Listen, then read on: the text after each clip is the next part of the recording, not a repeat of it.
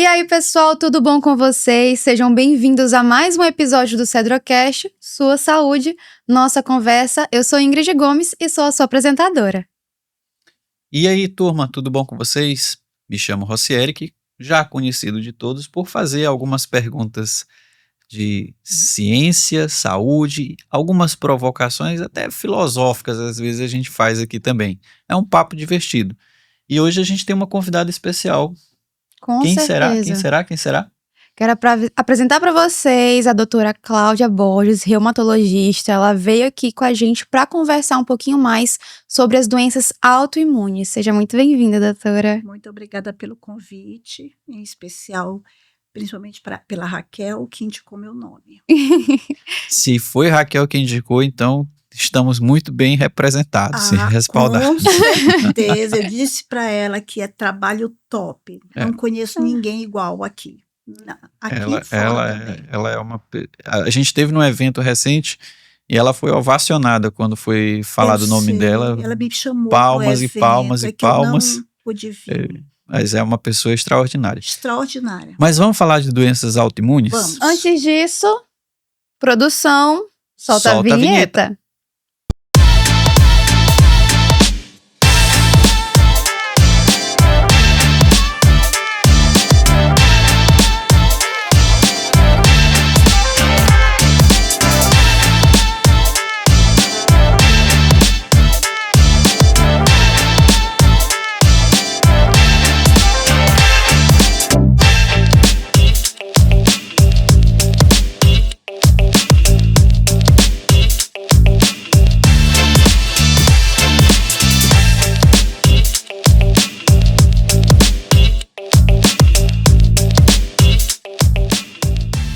Doutora, para a gente começar esse episódio direito, eu comentei que a gente vai falar sobre doenças autoimunes, mas o que são essas doenças autoimunes? Explica pra gente. Primeiro, antes de falar de doença autoimune, eu quero dizer que o sistema imune, ele é que a gente não nota muito, mas nós temos o sistema circulatório, o sistema respiratório, o sistema linfático, o sistema cardiovascular, tudo são sistemas. Uhum. E o sistema imune. Então, não é aquela coisa assim, meu Deus.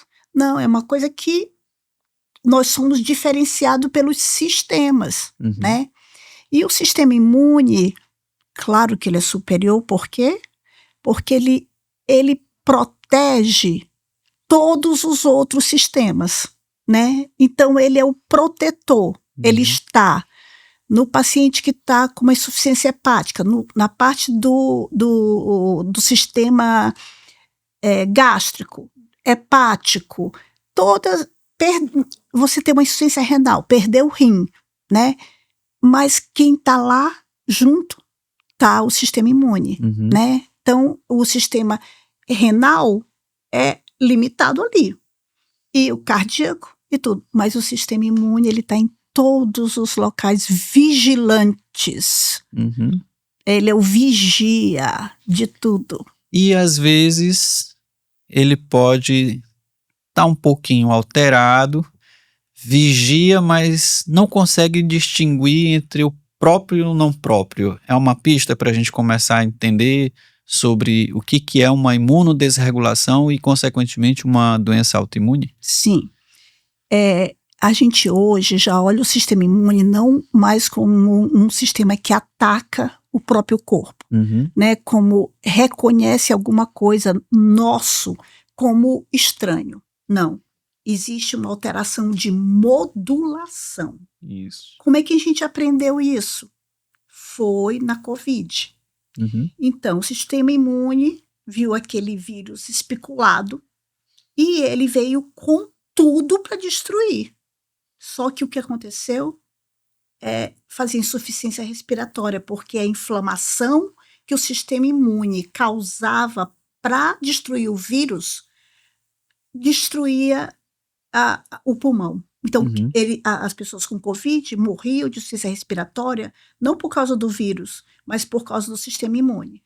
Então, com esse aprendizado, que somou-se a muitos outros, se viu que a alteração do sistema imune, ele tem problema de modulação, mais do que reconhecer o que é nosso como estranho. Uhum. Então, isso mudou tudo em relação ao que, como a gente pensa, em relação ao tratamento, o que a gente pode dizer para o paciente do futuro, tudo, né? Então, às vezes, depois de uma calamidade, né? Então, por exemplo, depois do Holocausto, muita coisa se aprendeu. Uhum. Depois da Primeira Guerra Mundial, surgiu o bezetacil. Aí, depois de uma pandemia como essa, a gente aprendeu muita coisa. Muita né? coisa. E a evolução foi inacreditável. A evolução maior que teve no mundo foi na tecnologia. Uhum. E depois na medicina. Na medicina, quem mais está evoluindo é o oncologista, na oncologia. E depois na reumatologia, nas doenças autoimunes. E nós estamos trabalhando em conjunto, Uhum. porque às vezes as medicações que o paciente oncológico está usando causa fenômenos autoimunes. Aí precisa da gente para poder tratar o paciente dele. Importante. E nesse gancho aí da modulação, por isso que surgiram as drogas que receberam uma nomenclatura também importante, imunomoduladores, não é isso? Então, assim, em linhas gerais, para o nosso público entender o que seria a definição de uma doença autoimune. Tá. De novo, antes de falar da doença autoimune, eu quero dizer o que compõe o sistema imune.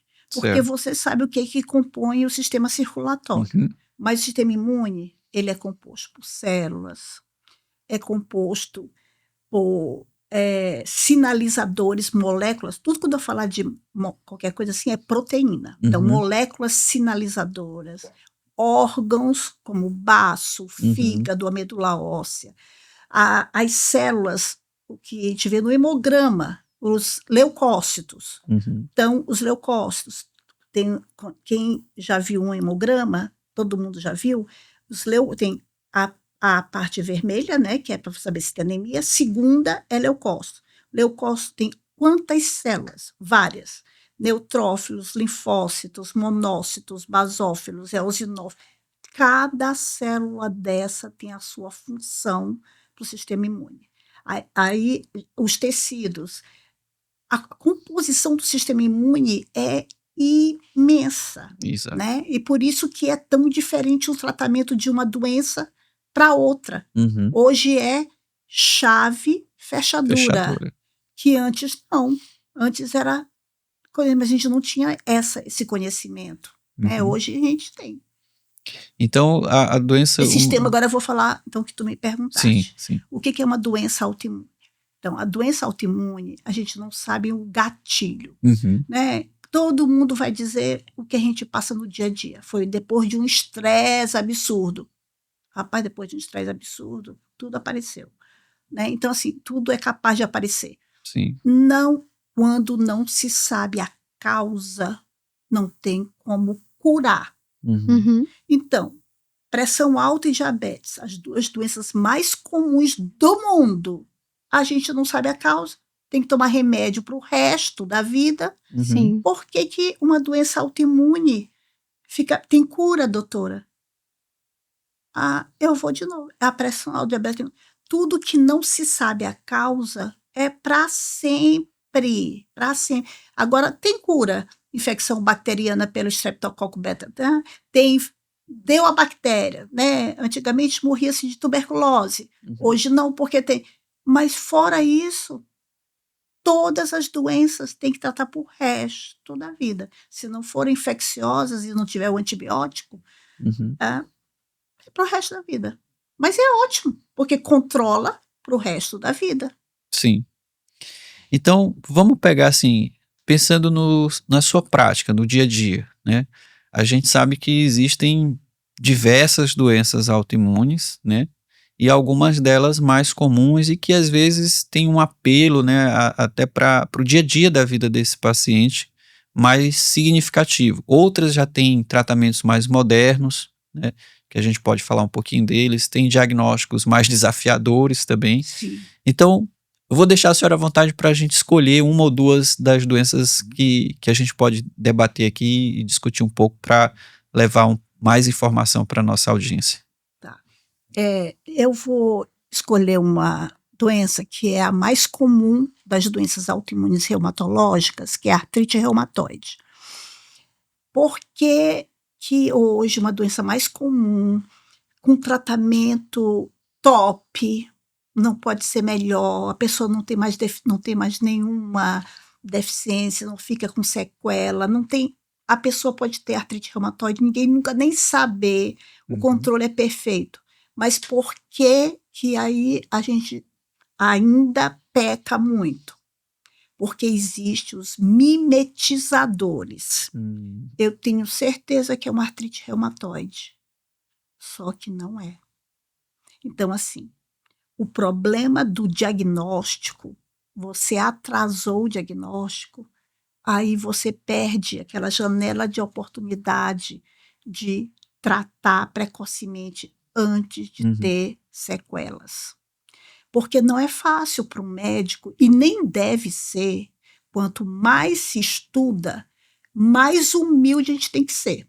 Perfeito. Porque fica pensando, não, agora eu já vi tantos casos, eu não erro mais. Aí que você vai errar. Porque você não vai ver uma coisa, tá, eu morava em São Paulo, eu não tinha tanta dúvida se aquele paciente tinha hanseníase ou artrite reumatoide. Eu sabia na hora que era artrite reumatoide.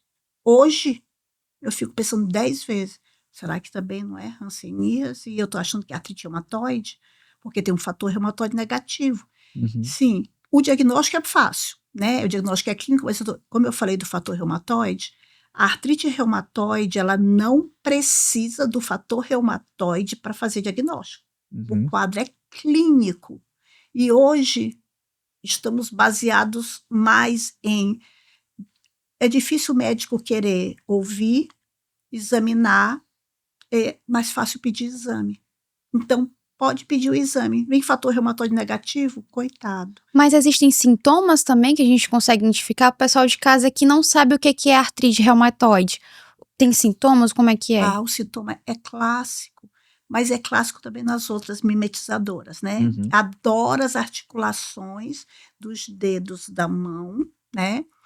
A rigidez matinal, porque é uma artrite que piora com repouso. Então, de manhã é o pior momento.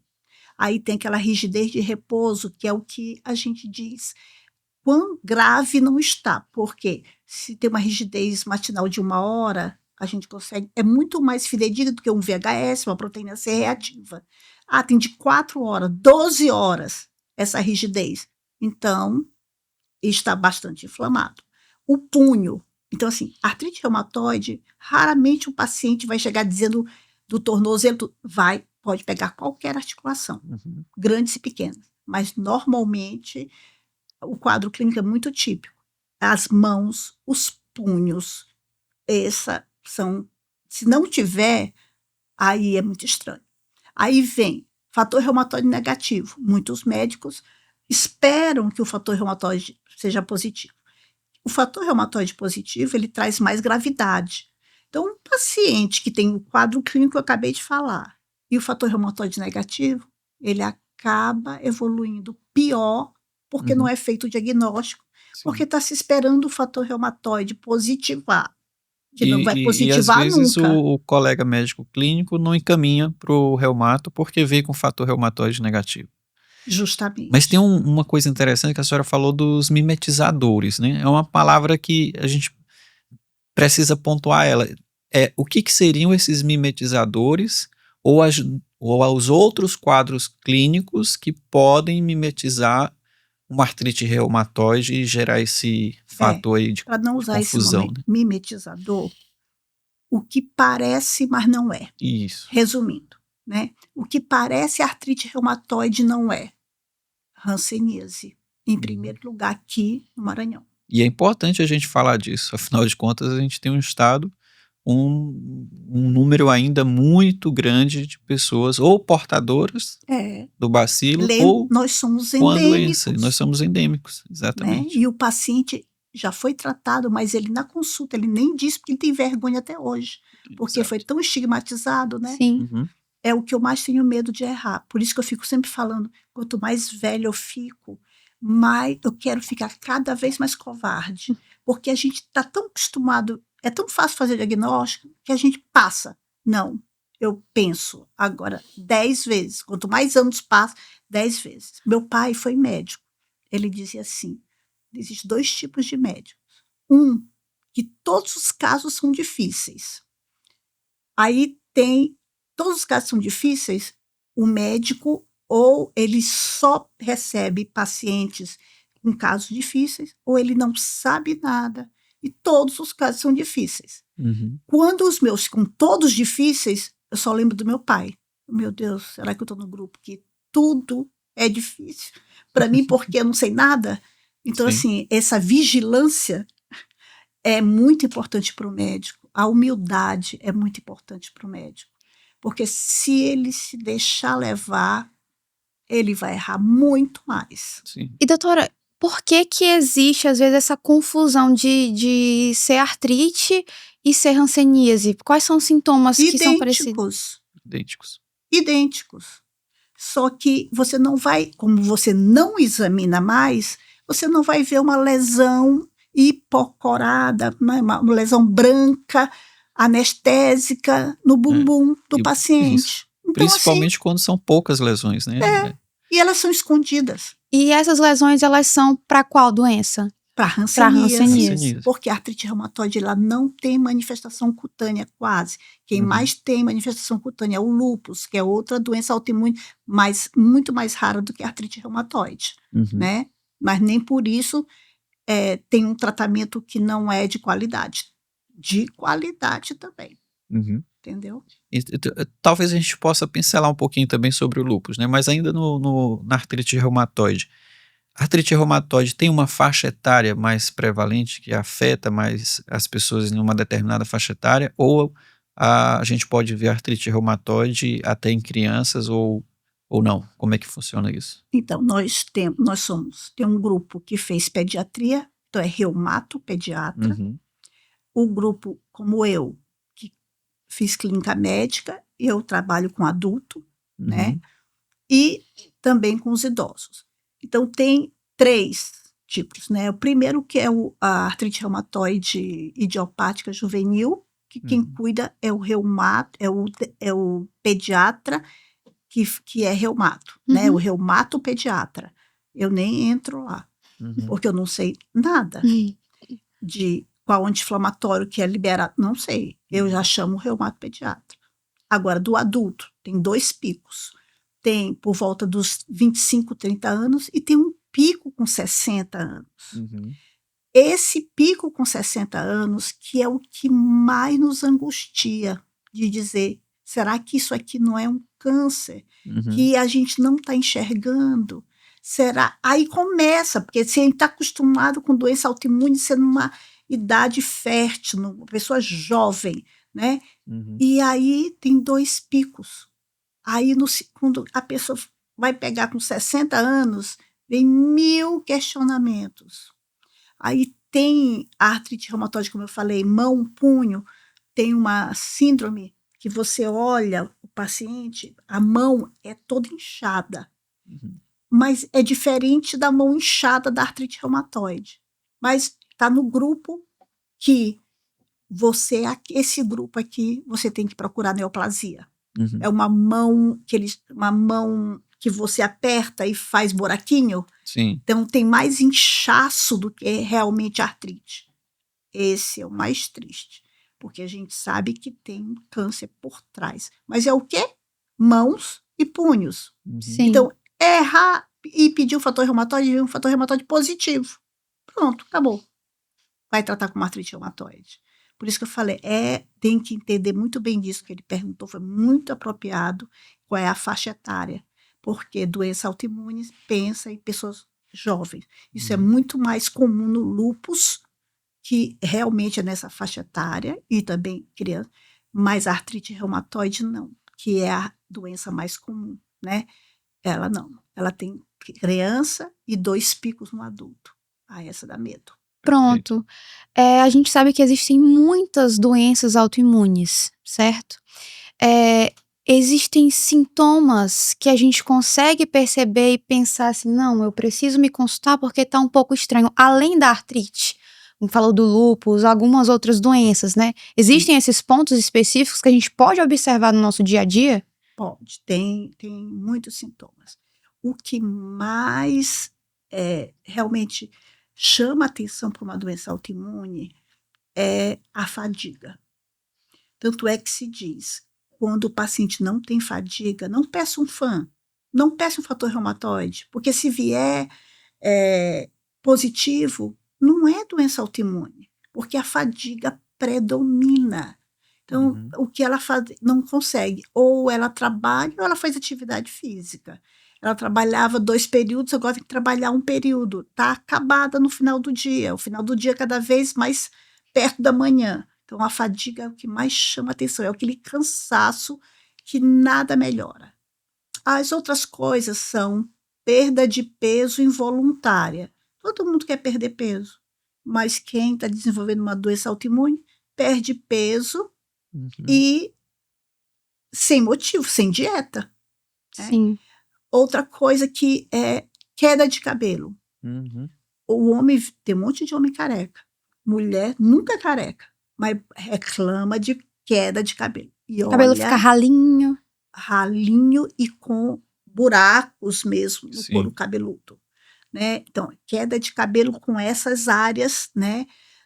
Que são, quem descobre o cabeleireiro, mostra que tem uma área completa que não tem cabelo, o cansaço. Eu acho que isso faz a gente pedir um fator reumatoide. São esses sinais de alerta. Se não tiver, é muito difícil. Não é porque está no começo que não tem. O começo é assim.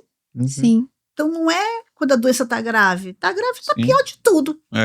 Mas esse é um sinal de alerta importante. E interessante a gente pensar nesses sinais assim, que sejam mais genéricos, né? Perceptíveis a qualquer um, né?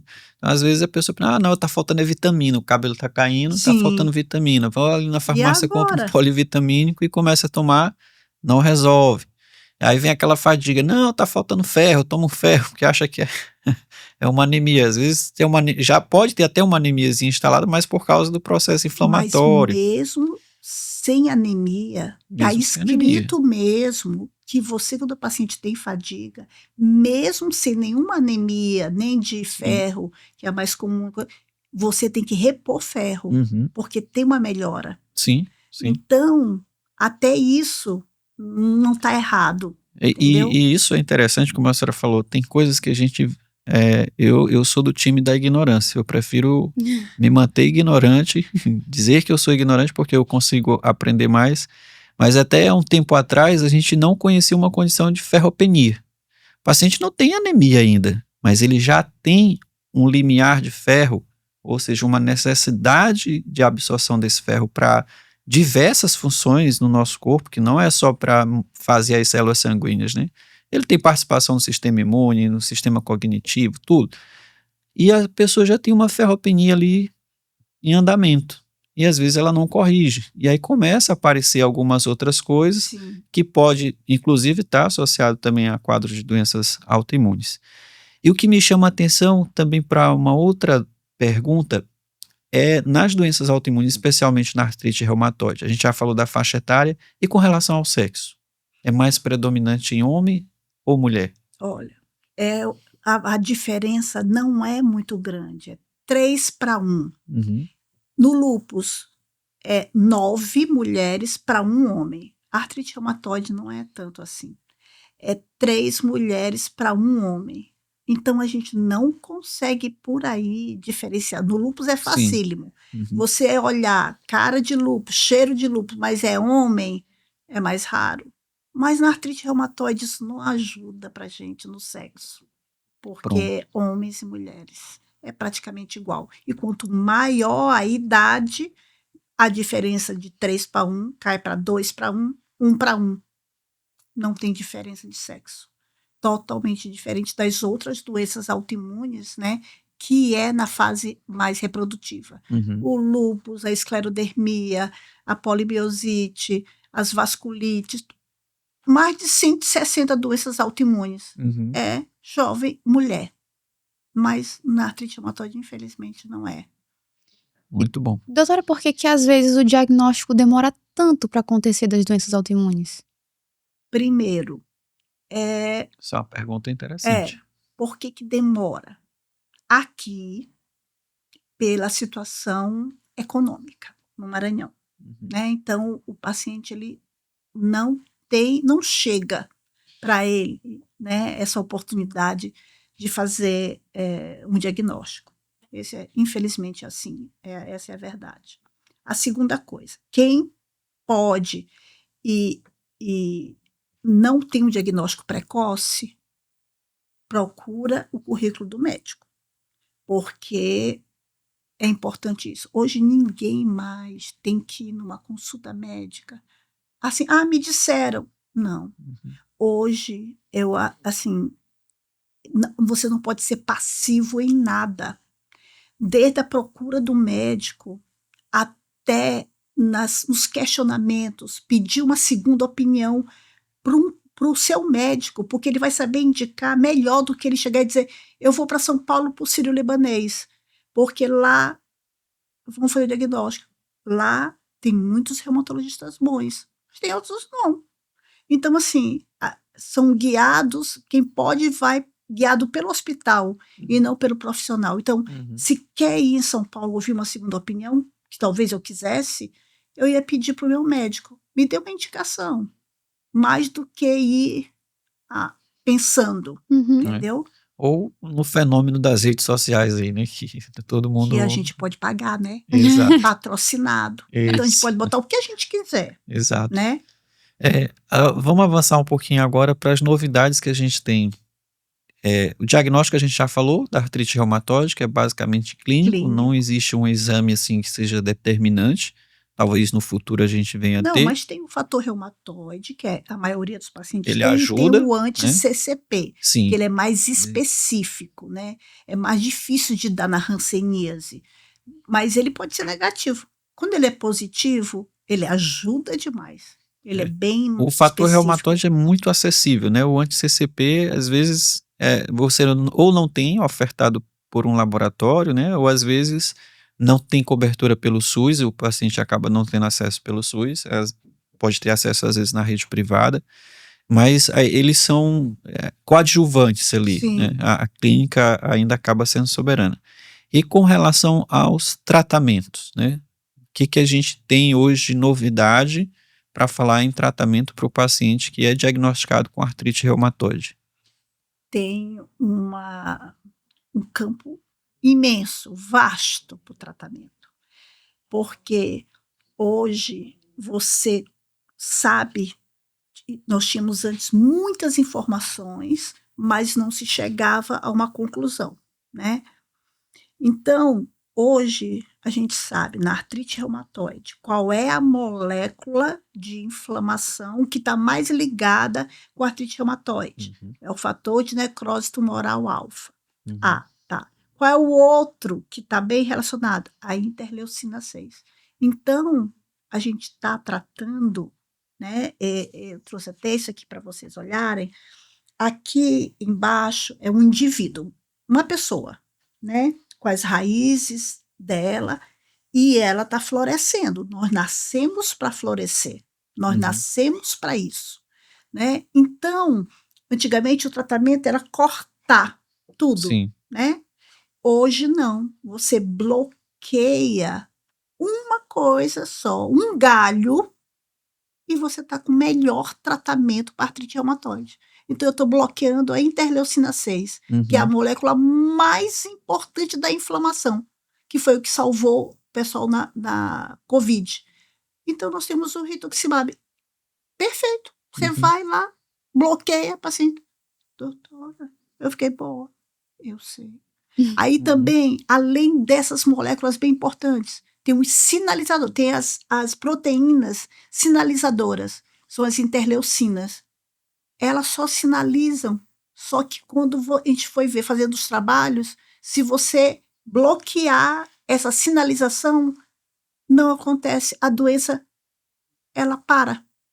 Então, hoje são anticorpos monoclonais, hoje tem bloqueadores de citocinas específicas, se você sabe a fisiopatologia da doença, você pode bloquear 1 milhão de coisas, entendeu? Então, assim, hoje, para artrite reumatoide, de medicamento que a gente chama de biológico, além dos outros que não são que são mais moléculas individuais, a gente tem uns 10. Aí começou o endovenoso, né? Contra o bloqueio do anti-TNF. Era endovenoso. Começou em 2000, comercializado aqui no Brasil. São 25 anos, né? Sim. Depois. E hoje tem comprimido. Então, assim, a evolução é muito maravilhoso ser médico hoje. Muito bom, porque você dá mais, como eu sempre falo para meus pacientes, o preço você paga, mas o valor nós dois recebemos, porque é muito bom. Faz uma diferença enorme, né? Pronto, a pessoa está normal. Ganha qualidade de vida. Não, volta a sua vida. Volta a vida normal. Ou até melhor, né? Porque Isso. depois que a gente passa um trauma, a gente valoriza muito mais a vida.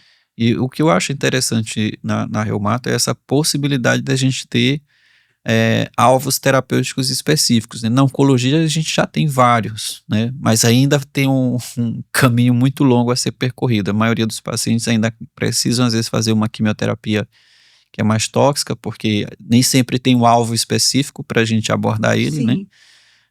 Mas acaba que algumas neoplasias já tem, como câncer de pulmão, né? Alguns linfomas e etc. O rituximab, por exemplo, é usado no tratamento de alguns linfomas. E, assim, com relação à artrite reumatoide, eu acho que a gente já deu uma pincelada muito boa. E o lúpus? Né? O lúpus, esse é mulher, idade fértil, como eu falei, 9 mulheres para um homem. E quando o homem tem lúpus, é mais grave.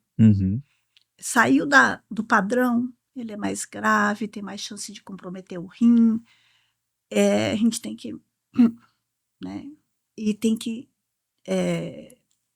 tratar várias coisas ao mesmo tempo, né? Você tem que ser um clínico geral. Acho que o reumatologista, ele tem que ter uma formação clínica. Antes de ser reumato, ele precisa ter uma clínica muito boa. Né? A clínica médica. Sem clínica médica boa, você não consegue cuidar de um paciente desse. Então, pronto, doutor, o apoio multidisciplinar nessas doenças é muito importante, né? De todos esses médicos que a gente tem que passar. Não, eu penso ao contrário. Eu não posso fatiar meu paciente. Eu tenho que saber cuidar do rim dele mais do que o nefrologista. Porque eu conheço como é o rim do lúpus. Ele conhece o rim de 200 mil doenças. Mas eu sei os últimos trabalhos, os últimos... Tudo. Então, assim, eu vou pedir ajuda quando alguma coisa não andar bem. Mas eu tenho segurança para segurar uma pressão alta, um diabetes. Então, assim, até pelo local que eu fui formada, que eu pensava, em São Paulo, você é muito mais especialista, mais. Não. Raramente a gente pedia uma avaliação para nefro. Quando é que a gente pedia avaliação para nefro? Quando a gente precisava de uma biópsia renal. Então, assim, o paciente é nosso. Vamos cuidar dele. E vai fatiar ele inteirinho, né? O multidisciplinar a gente aceita em algumas patologias, mas na doença autoimune, muito menos. Só se você não tem uma clínica médica boa, aí você realmente precisa. Mas se você tem, você cuida muito bem do teu paciente. E principalmente quando eu falei lá no começo que a gente às vezes dá uma filosofada e faz uns questionamentos provocativos, que olha só, a doença do lúpus eritematoso sistêmico, essa palavrinha sistêmico, ela deixa algumas pistas, né, pra gente de como abordar o paciente. Então eu não vou abordar o paciente pela cabeça, pelo braço, pelo rim, pelo fígado. Eu vou abordar ele sistemicamente, porque é uma doença que tem um acometimento sistêmico, diferente de algumas outras doenças autoimunes que são órgãos específicas, Isso. né? Que pode ter consequências sistêmicas, mas na definição, por exemplo, tanto da artrite quanto do lúpus, são doenças sistêmicas. Sim. Então, eu concordo que o profissional que acompanha o paciente com lúpus, ele tem que conhecer de forma sistêmica o seu paciente. Ele não pode negligenciar, não. Tá dando uma nefrite lúpica aqui, vai pro nefro. Aí o nefro recebe o paciente, ele tá há 10 anos acompanhando com reumato e ele vai ver só a nefrite lúpica. E o restante dos 10 anos, né? O que aconteceu? Então faz total sentido, né? E diferente da artrite reumatoide, como é que a gente inicia a investigação do diagnóstico do lúpus hoje? Primeiro com esses sintomas de fadiga, né? Uhum. O paciente também tem um quadro de artrite e tem um quadro que facilita muito, que é o quadro de pele. Eu não falei em pele na artrite Sim. reumatoide. Então, o lúpus, ele geralmente tem manifestação de vermelhidão na face, tem aqui na região do colo, aqui no pescoço, em áreas que a gente chama de fotossensíveis. Uhum. E aí é muito característico o quê? Por exemplo, no rosto. O nariz protege essa região aqui, nasolabial. É branquinho. Uhum. Aqui, o nariz protege essa região do mento. Então, aqui do queixo é branquinho. E o resto tudo é vermelho, que todo mundo conhece como o sinal da borboleta, né? O Hashimoto. Uhum. Mas você olha, você tem certeza, porque é assim. Porque tem uma doença que é idêntico ao quadro cutâneo, quadro de face, que é a dermatomiosite. Só que ela não é. Aqui tá tudo vermelho nessa região. Você faz diagnóstico, na hora, você olhou, sempre com cuidado de olhou, estou acostumada, mas uma doença muito fotossensível e a outra fotossensível, mas não muito, Sim. né? Então, essas pequenas dicas fazem dizer, não é porque não tá vermelho aqui. Então, E no lúpus, essa característica que é de vermelhidão, né? Que até dá o nome da doença, eritematosa, né? Forma esse eritema no rosto, em algumas partes do corpo. Ela é mediante só apenas a exposição solar, ou às vezes o indivíduo está em casa, é normal, e de repente ele se olha no espelho e começa a perceber essa característica. Essa é a manifestação mais comum e muito grave, né? Uhum. O renal, claro que ganha em gravidade, mas ela geralmente é desencadeada mesmo pelos raios UVA e UVB. Não é só aquele de meio-dia. Esse é proibitivo, Uhum. né? Mas até o raio UVA pode desencadear. Não a luz azul, que é essa luz aqui do computador, porque nos Estados Unidos tem até protetor dos computadores, mas a gente chama de luz azul. Eu nunca tive nem li a respeito que poderia desencadear. Mas a exposição ao sol, mínima que seja, estava faltando aquela gotinha, mínima que seja, dentro do carro, né? Pegou, aí desencadeia o quadro de pele. Legal. Tem alguma pergunta para fazer agora? Então, eu acho que tá excelente, Rose. Então vamos fazer agora um briefzinho sobre o diagnóstico. A gente está quase chegando no nosso final do podcast, mas vamos falar do diagnóstico do lúpus, né? Tá. A gente viu a parte clínica e do ponto de vista laboratorial, o que a gente tem que pode ajudar na triagem ou direcionamento para o diagnóstico, para bater o martelo e dizer isso é lúpus. Tá. Se o paciente tiver fadiga, lesão de pele, queda de cabelo, afta na boca de repetição, a gente é autorizado a pedir um FAN, que é o chamado fator antinúcleo, né? Porque 30% da população tem FAN positivo. Se você tem um parente com doença autoimune, você tem 3 vezes mais chance de ter uma doença, de ter um FAN positivo. Se sua mãe tem, o FAM está presente no seu sangue e você não tem lúpus, mas Uhum. você tem uma predisposição maior. Então, o caule, as doenças autoimunes na reumato, cada uma tem um caule, um tronco, tem o tronco do FAM, do fator antinúcleo. Aí, dependendo, quando a gente vai avaliar, a gente vai ver duas coisas, o padrão e o título, Uhum. né? Se for um título baixo, a gente já fica assim, olha, será que não é um mimetizador, um que parece, mas não é? Uhum. Porque quando é um lúpus mesmo, o título é alto, né?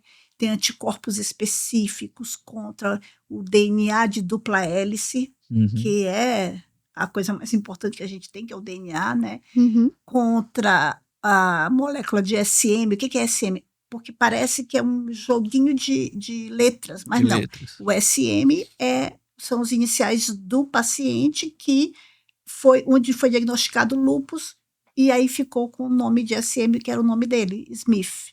Uhum. Aí, e com isso, tem vários antígenos do lúpus, né? Que o lúpus, o sistema imune, ele reconhece muitas moléculas que não estão em equilíbrio, né? Por que não estão em equilíbrio? Não sei. Por isso que a gente não pode culpar o sistema imune sozinho, porque tem alguma coisa que não está em equilíbrio, Uhum. né? Então, não pode ser só assim. Aí tem FAM positivo, ok. Tem por que pediu. E aí ele nos direciona. Ele veio positivo, aí você pode procurar o galho. Porque se o FAM é negativo, não tem galhos, não tem Sim. nada. Então, positivo. Vai procurar se não é um lúpus, vai procurar se não é esclerodermia, uma polimiosite. Aí, vasculites é outro tronco, é o Uhum. ANCA, Uhum. não tem nada a ver com esse. Aí vai ser vasculite de grandes vasos, vasculite de médios vasos, vasculite de pequenos vasos. A outra é uma doença somada, genética e autoimune, que é o HLA-B27, é outro tronco. Então, assim, FAM não é igual a doença autoimune, é do grupo de certa doença autoimune, Sim. mas tem o outro tronco do HLA-B27, o outro tronco do fator reumatoide, o outro tronco do ANCA. Então, tem que ter conhecimento e tem que ter rigor para Sim. pedir, porque tem muitos falsos positivos, né? E já dando aquela provocada de costume, né, que a gente fala, o FAM não é um exame, não é um hemograma, né, que você sai pedindo para todo mundo. Tem que ter um uso racional. Não tem o uso racional do antibiótico, então a gente precisa ter esse papel de educador e explicar que os exames, eles também têm um racional, né. Eu não posso, de repente, pedir um FAM e já de cara sair pedindo anti-DNA, anti-SSA, anti-SSB, anti-SM e por aí vai. Por quê? Vai gerar uma salada mista e às vezes você pode vir com um FAM positivo com Baixo. título baixo, os outros todos estão negativos, e aí você faz o que se não souber usar o racional do que é um título baixo, por exemplo? Tem valor clínico? Para aquela doença que se está investigando, um título baixo faz sentido? Não faz sentido? Então, às vezes, isso acaba gerando mais confusão e até angústia no paciente, porque eu já recebi situações que o paciente olhou o resultado e olhou um título baixo e disse: eu tenho doença autoimune, eu tenho lúpus, eu tenho isso. Eu disse: calma, não é assim. Tem todo um caminho a ser percorrido para você dizer que tem uma doença autoimune, né? E com relação ao diagnóstico, eu acho que ficou claro, né? E o tratamento para o lúpus? A gente tem evolução da mesma forma que a gente tem hoje para artrite Não da reumatoide? mesma forma, mas temos, né? Então, a gente tem um biológico, né? Como ele é o único, eu posso falar, é o Benlysta, que é o Uhum. anticorpo, é um monoclonal contra a proteína Bliss. O que essa Uhum. proteína Bliss faz? Ela estimula o linfócito B a produzir anticorpos. Então, existe uma medicação somente para lúpus, que bloqueia essa proteína Bliss. Uhum. É maravilhoso, entendeu? Antes não tinha um remédio. A artrite reumatoide tem muito mais opções, Sim. mas lúpus, há muito pouco tempo, não tinha nenhum. E hoje tem. e está saindo outra medicação. Aí já saiu para artrite psoriásica, já saiu para espondilite anquilosante, espondilite com retocolite e doença de Crohn. Hoje nós temos um arsenal terapêutico, alvo específico, bárbaro. Eu tenho 32 anos de reumato. 20 anos atrás eu fazia outra medicina. Uhum. Quem parou de estudar não tem condições E de daqui a 20 anos vai ser outra, né? Com certeza, muito mais diferente. E eu falo que o desafio do lúpus ainda é conhecer melhor a fisiopatologia. A gente já conhece muita coisa, mas como a gente começou a debater lá no início, né, o sistema imune ele é tão complexo, é de uma natureza tão... que até quando a gente vai dar aula sobre imunologia, eu falo assim, pessoal, quando eu falar imunidade inata e adaptativa, é só didaticamente, mas não é uma coisa que existe separada da outra, né? Então é de uma natureza tão complexa que até pouco tempo a gente não conhecia, por exemplo, o papel da microbiota no intestino, no sistema imune, a gente não conhecia o papel dos sinalizadores do sistema nervoso autônomo e periférico no sistema imune, e hoje a gente já sabe. Então tem uma série de coisas que a gente vem aprendendo. A própria pandemia, né? Muita gente achava que IgM fazia IgM para infecções virais, né? Não, a IgM tem um padrão, ela dura 5 dias e desaparece. Aí vem a Covid, 30 dias, 40 dias, 50 dias o paciente com a IgM lá nas alturas. Aí acabou esse conceito de que a IgM, na maioria das vezes acontece isso, né? Mas em outras situações a gente viu que não, foi desafiador. De repente começou a aparecer IgA para a gente avaliar em outras doenças e por aí vai. Então, acho que a mensagem que a gente pode deixar num podcast como esse aqui, que eu aprendi bastante, inclusive, é essa lição da humildade, né? Você se colocar diante do paciente como um conhecedor das condições que o acometem, mas com uma humildade de dizer assim, eu posso estar diante de algo desconhecido. Sim. E aí você se sente mais seguro para iniciar uma investigação mais detalhada do que simplesmente você olhar meia dúzia de coisas e bater o martelo, né? É como a senhora falou. Examinar e ouvir. Nunca não vai ter um biológico que seja igual a ouvir o que o paciente está falando e examinar. Até hoje nós estamos no que tem de melhor, mas nada ganha isso. Então tem que pegar o paciente, tem que pegar no paciente. É incrível que eu também atendo pacientes no SUS. E aí quando eu falo tirar a roupa, já é estranho, né? Eu falo assim, não, eu não fui preparada para tirar a roupa. Eu digo, mas vocês reclamam que o médico nem olha para a cara de vocês, estão pedindo para tirar a roupa. Aí é estranho. Aí tudo é muito esquisito. Então, eu deixo 5 minutos para eles falarem mal do médico, porque tá certo. Tem médico que não olha mesmo. Eu vou dizer que tá errado? Não, claro que não. Eu deixo 5 minutos falar mal do médico. Falou mal, aí eu começo a minha história. E às vezes eu sento, eu tô aqui atendendo paciente, aí tem um paciente lá no corredor falando mal de mim, muito, muito, muito. Aí eu saio e falo assim, More, vai falar mal de mim um pouquinho mais longe, porque tá atrapalhando a minha consulta.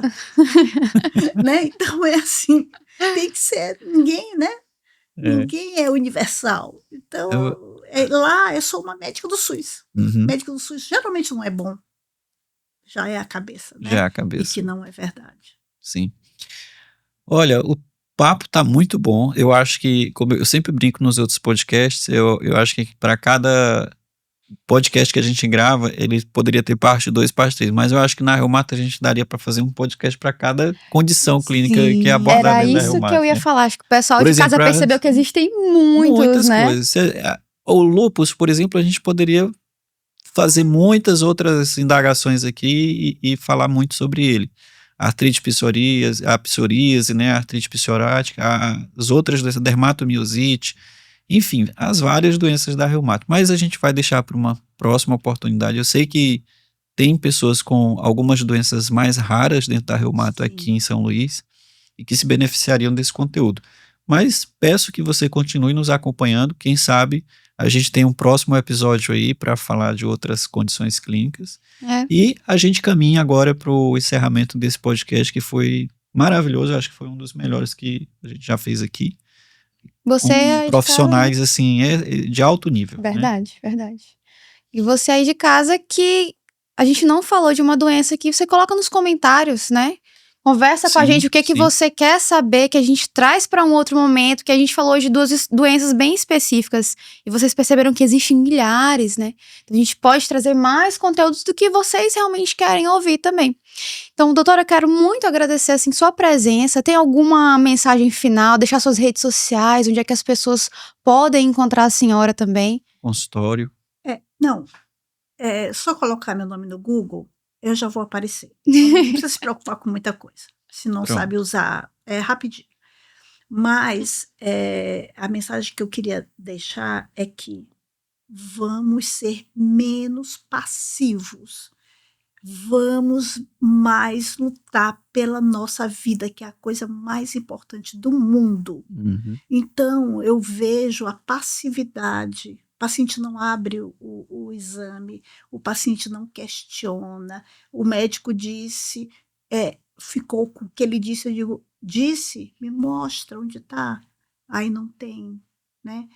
Então, assim, o que mais me incomoda hoje ainda é a passividade de um paciente que pode ser do interior, da capital, pobre ou rico. Uhum. E isso é muito comum aqui, que a minha vivência não foi tanto assim, né? O pessoal era muito mais inquisitivo, mas aqui não, é passivo. Isso é uma coisa que me incomoda muito, muito. E eu tento ensinar, né? Dizer, olha, não, você tem que procurar, você tem que ler. Mas ninguém quer ler. Até, Verdade. né, a livraria científica, a livraria Cultura de São Paulo, que nunca na minha vida eu pensei que fosse acabar, não acabou. Fechou. Quem que vai ler? Ninguém quer ler nada.